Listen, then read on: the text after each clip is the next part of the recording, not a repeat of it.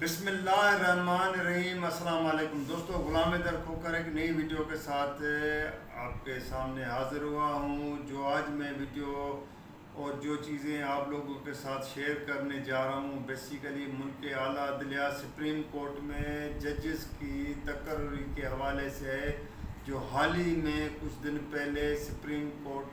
Of Pakistan کے chief justice Umar Ata Bandial نے supreme judicial council میں 3 ججز کی تقرری کی تھی۔ اس میں کس طرح سندھ کے ججز کو نظر انداز کیا گیا تھا۔ اب کیونکہ چیف جسٹس نے جو سپریم جوڈیشل کونسل کی سفارشات پارلیمانی کمیٹی یعنی نیشنل اسمبلی اور سینیٹ کی دونوں ہاؤسز کی کمیٹی کو سفارشات بھیجی ہیں، اس کا مشترکہ اجلاس کل بدھ کو 2 نومبر کو یہ پارلیمنٹ ہاؤس میں ہونے جا رہا ہے، اور اس اجلاس کی صدارت پی ٹی آئی کے سینیٹر اعظم سواتی کر رہے ہیں، جو حال ہی میں ایک ملک کے اہم اداروں کی تحویل میں رہ چکے ہیں، جن کے اوپر اس نے بڑے سنگین الزامات لگائے تھے، اور اعلیٰ عدلیہ کو یہ کہا تھا کہ جو اس کے ساتھ زیادتی ہوئی ہے اس کا نوٹس لیا جائے۔ اور پی ٹی آئی کے چیئرمین عمران خان بھی اس حوالے سے کہہ چکے ہیں کہ ملک کے اہم ترین ادارے جس طرح لوگوں کو اور خاص طور پہ منتخب عوام کے نمائندوں کو اٹھا کے اور ان کو برہنہ یعنی ننگا کیا جاتا ہے، ان کے ساتھ زیادتی کی جاتی ہے، وہی اعظم سواتی کل ملک کی اعلیٰ عدلیہ کے ان ججز کی تقرری کے حوالے سے حتمی منظوری دینے جا رہے ہیں۔ اس پارلیمانی کمیٹی میں تمام پارٹیز کو جو ہے نمائندگی حاصل ہے، جس میں پیپلز پارٹی سے سید نوید قمر جو وفاقی وزیر ہیں اس کو ہے، اور فاروق اچنائک وہ بھی پیپلز پارٹی سندھ سے تعلق رکھتے ہیں، سینیٹر ہیں۔ اس کے ساتھ جو باقی ہیں نواز لیگ کے رانا مقبول احمد جو کسی زمانے میں وہ آئی جی سندھ بھی رہے ہیں، پولیس کے افسر ہیں، اس طرح باقی لوگ بھی اس میں جو ہے شامل ہیں، اور خاص طور پہ سندھ سے جی ٹی اے کے پلیٹ فارم سے منتخب ہونے والی ایم این اے ڈاکٹر فہمیدہ مرزا بھی اس کمیٹی میں شامل ہے۔ اب یہ کمیٹی جو ہے وہ کل یعنی بدھ کو 2 نومبر کو جو سپریم جوڈیشل کونسل نے 3 ججز یعنی اسلام آباد ہائی کورٹ کے چیف جسٹس اطہر من اللہ اور باقی 2 ججز کی تقرری سپریم کورٹ میں کرنے کے حوالے سے منظوری دے چکے ہیں، تو اس کی حتمی منظوری جو یہ کمیٹی یہ پارلیمانی کمیٹی کرے گی۔ اب یہاں بات جو پچھلے ولاگ میں نے یہاں پہ ویڈیو میں یہ بات آپ لوگوں سے شیئر بھی کی تھی اور میڈیا میں بھی آئی تھی کہ کس طرح سپریم کورٹ میں سندھ کے ججز کو نظر انداز کیا جاتا ہے۔ اس وقت سپریم کورٹ میں جو میری انفارمیشن اور معلومات کے مطابق 12 ججز ہیں۔ سپریم کورٹ میں بیسیکلی 17 ججز کا ایک پورا بینچ ہوتا ہے اور ان کا ایک تعداد ہوتا ہے، لیکن وقتاً بوقتاً ججز جب ریٹائر ہو جاتے ہیں تو ان کی جگہ پہ جو ہے نا سینئر موسٹ صوبوں سے جو ہے ہائی کورٹ کے ججز کو وہاں سے نامزد کیا جاتا ہے، ان کی تقرری کی جاتی ہے، ان کو سپریم کورٹ میں ایز اے جج کے طور پہ لایا جاتا ہے۔ لیکن پچھلے کئی ادوار سے کچھ سالوں سے یہ دیکھا جا رہا ہے کہ سندھ کے ججز کو ایک مقصد یہ کہا جائے کہ یا تو جان بوجھ کے یا ان کے اوپر کمپیٹنٹ نہ ہونے کے معنی وہ میرٹ پہ نہیں اترتے ہیں، ان کی میں وہ صلاحیتیں نہیں ہیں، اس وجہ سے جو کہ آتا ہے کہ جیسے احمد علی شیخ ہے سندھ ہائی کورٹ کے چیف جسٹس، گزشتہ 3 سال سے وہ سندھ ہائی کورٹ کے چیف جسٹس ہیں۔ لیکن بدقسمتی سے اس کو جو ہے نا سپریم کورٹ میں ججز کے طور پہ، مستقل ججز کے طور پہ جو ہے نا اس کی تقرری اس بنیاد پہ نہیں کی گئی کہ ایک جسٹس ثاقب نثار تھے، اس کے بعد جسٹس گلزار احمد خان آ گئے، اب چیف جسٹس عمر عطا بندیال بیٹھے ہیں. تو یا تو ان کی نظر میں وہ کمپیٹنٹ نہیں ہے یا ان کے اوپر کوئی اور ایلیگیشن ہے. تو اس کا بھی ایک فورم ہوتا ہے کہ اگر کوئی جج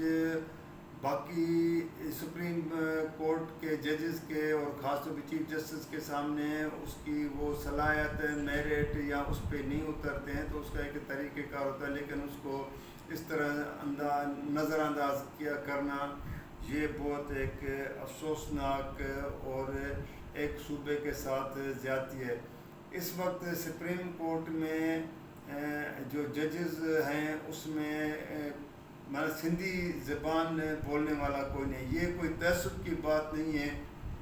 کہ کوئی اس کو کہیں کہ جی یہ تعصب کے بنیاد پہ یہ بات کی جاتی ہے، حالانکہ تعصب کی بات نہیں ہے. سپریم کورٹ میں ماضی میں بڑے سندھ کے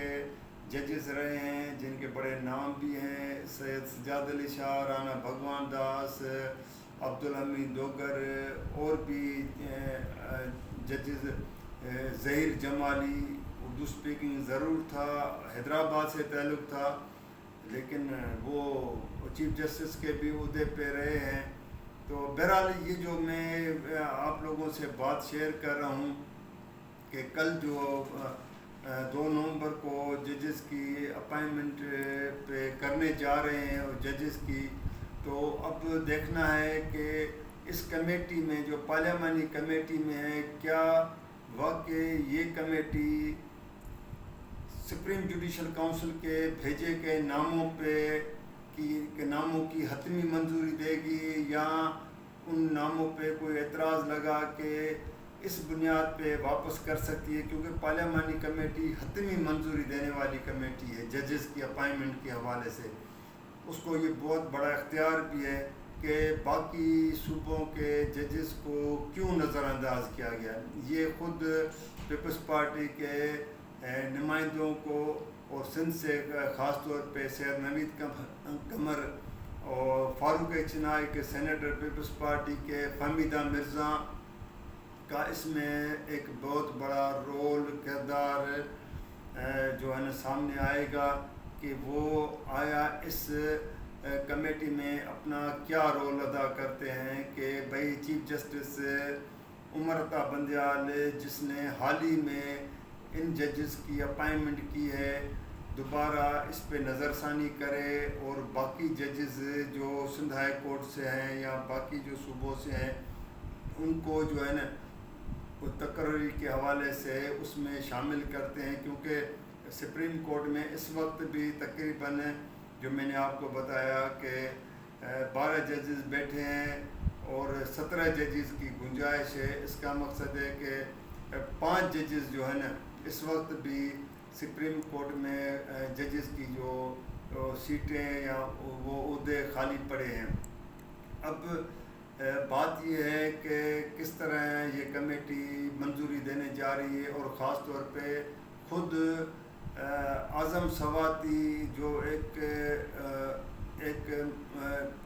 کچھ اداروں کے تحویل میں رہ چکے ہیں اور وہ خود انصاف کی تقاضے اور اپیلیں ان اداروں سے کر رہے ہیں. خاص طور پہ سپریم کورٹ آف پاکستان کے چیف جسٹس کو بھی درخواست کر چکے ہیں کہ اس کے ساتھ جو حال ہی میں جس طرح اس کو اپنے گھر سے اغوا کیا گیا،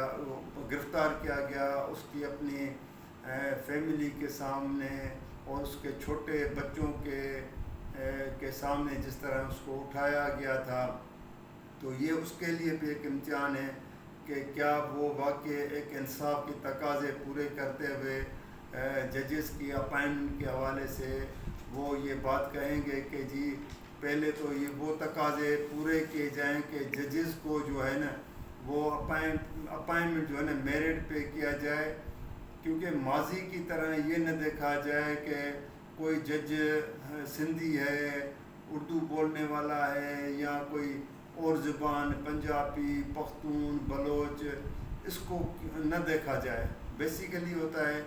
جج ہوتا ہے. جب جج اپنی اس عہدے پہ آ کے اس کرسی پہ آ کے بیٹھتا ہے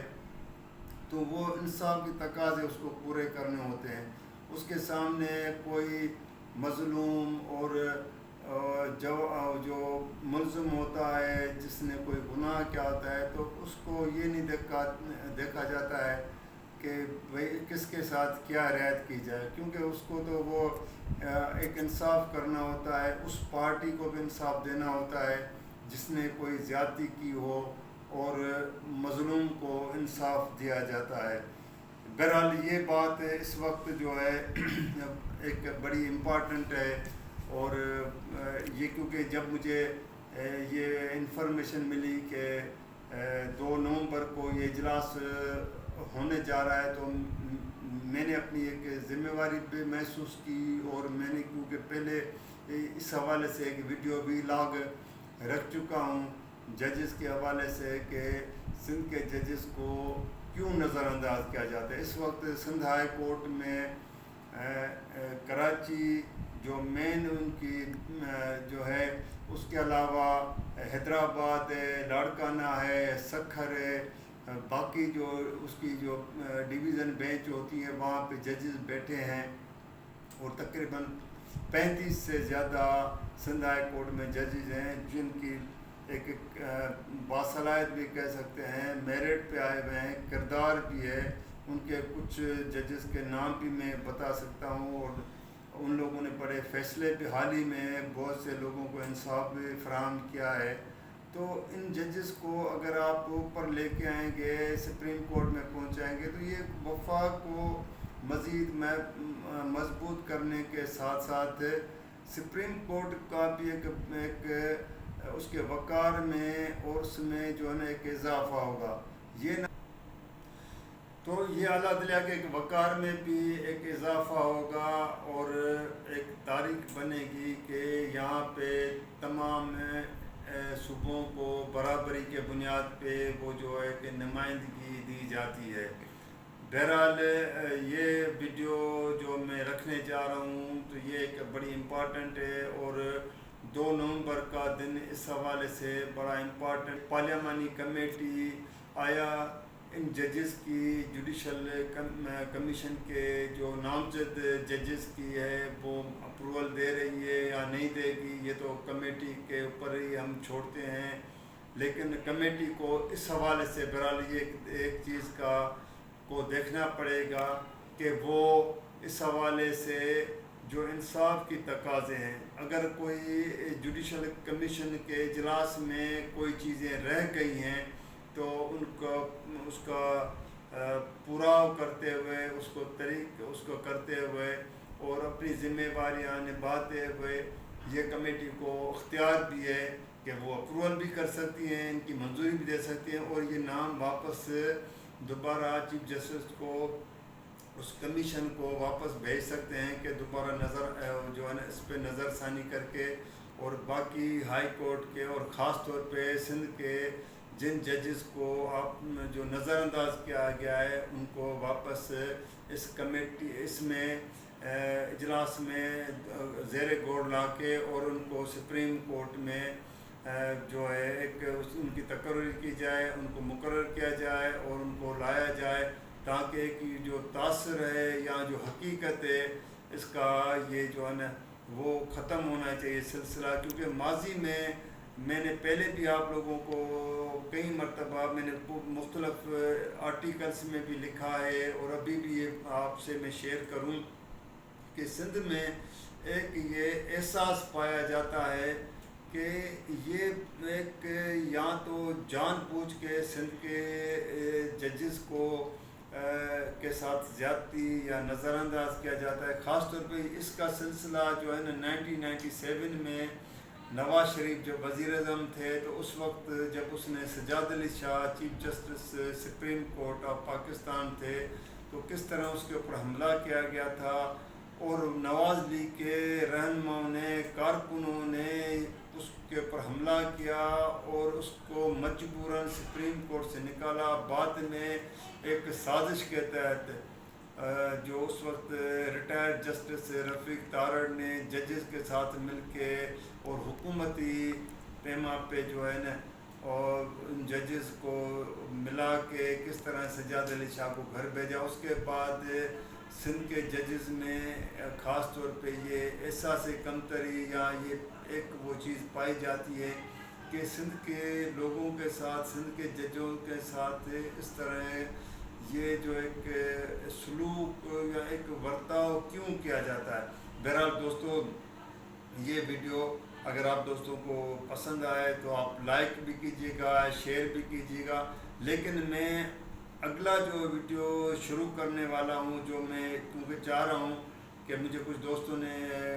اپنے کمنٹس میں بھی بھیجا ہے اور ان کے ساتھ رابطہ میں بھی ہوں، تو ان کا یہ کہنا ہے کہ آپ یوٹیوب پہ جو ہے نا آ کے اپنا جو چینل جو میرا ہے اس پہ لائیو آ کے اگر کوئی 15-20 منٹ کی، آدھا گھنٹے کی جو ہے نا ڈسکشن ہے، اور خاص طور پہ جو ملکی حالات ہیں اس وقت یا